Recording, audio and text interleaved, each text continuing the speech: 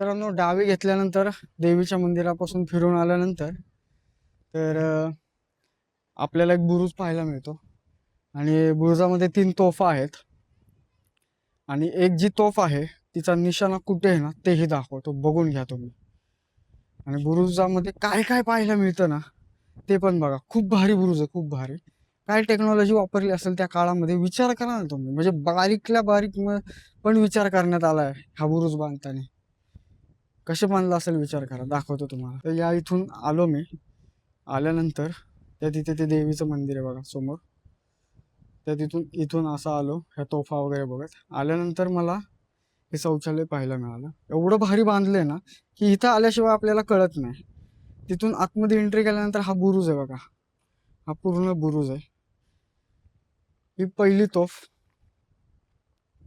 ही छोटी आहे, हिचा पुढचा भाग तुटलेला आहे. त्याच्यानंतर ही मोठी तोफ आहे जरा साईजने आणि ही प्रॉपर आहे. त्याच्यानंतर ही तिसरी तोफ.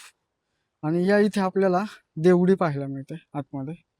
या इथे देवडी आहे बघा, म्हणजे आरामासाठी वगैरे, जेवण वगैरे करण्यासाठी त्या काळामध्ये ही देवडी आहे.